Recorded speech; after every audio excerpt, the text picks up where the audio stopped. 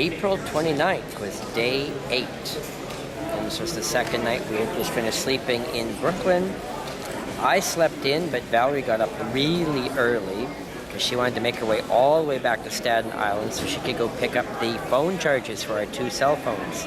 And she tells me it was a 5-hour trip to do that. It was 5 hours round trip because it was, 2 hours to get to the fair, to get to Staten Island, and then about a half an hour to pick up the phone chargers, and then by that time I'd missed the ferry, and there was another 2 hours coming back. So it was a long trip. On the way in, I was on the ferry really early in the morning, on the train really early in the morning, about 8 o'clock, and it was just packed. It was super packed on the subway.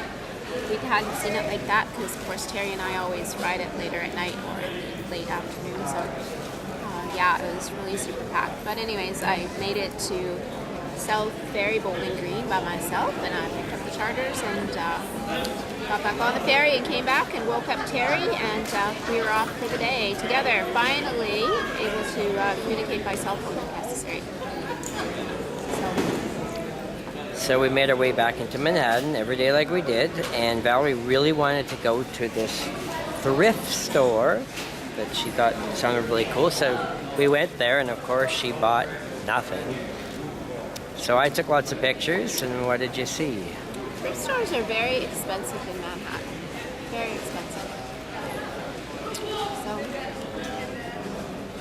So we walked over to Andy's Cheapies just down the block, which is a whole store full of 70s retro clothes and so many guys' shirts.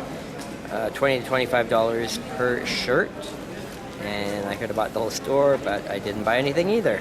Yeah, that was a very cool store. The Cheapies was a very cool store. But you bought a dress. Oh, yes. Well, that was not at the Cheapies, though. That was at a different store. So we went to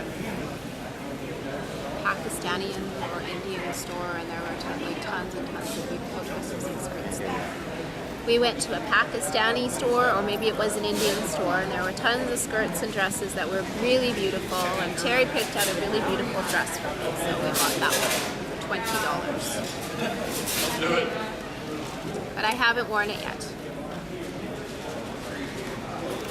And so then we walked a bit through Greenwich area again, and then we went up north to 34th Street, and we were thinking about going to the Empire State Building that day, but we never did get there, so we went to Macy's department store instead. It was just gigantic, had old style escalators like at the Army and Navy. Alligators, yes. And they had this really fancy display of a kitchen, which Valerie's going to remodel and make one of those at home. Yeah, let's take up our whole house. And we also went to other stores around there, clothing stores, trying to find Valerie something nice to buy. I got spoiled the whole trip. And so I don't know why we went way over budget on this trip. So then we went back to Times Square to make our way because we wanted to go to the Dueling Piano Show, which starts at 10 p.m. every Friday and Saturday night. But it was still early, so we went in, and this was at the Ha Comedy Club on 46th Street, just off Times Square. And so we landed up asking them if we could go into a comedy show. So we saw the second half of a comedy show waiting for the Dueling Piano Show to start, and it was in the basement of this club, so we spent a fortune on food and drinks.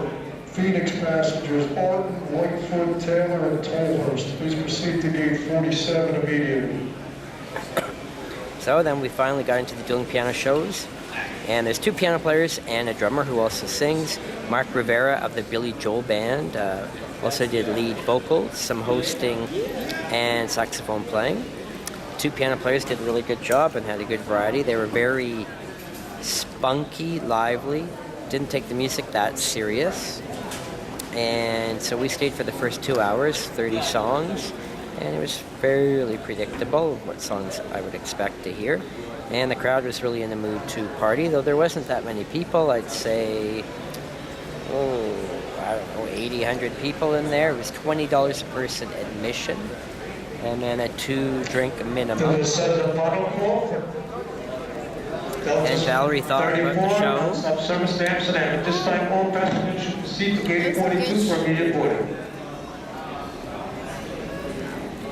It was a good show, but it didn't have that intimate feeling that the dueling pianos in Saskatoon had. So I liked it. I liked that the drummer kind of like came into the show and got the crowd going and sang, and the sax player was really an awesome touch.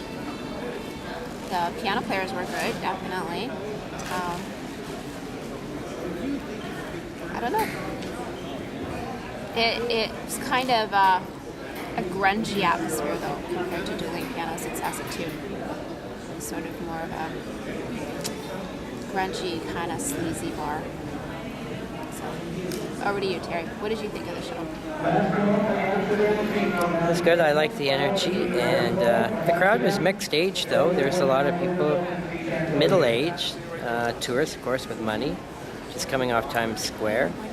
Surprised that it wasn't busier, being the size of New York that it is, but it was good.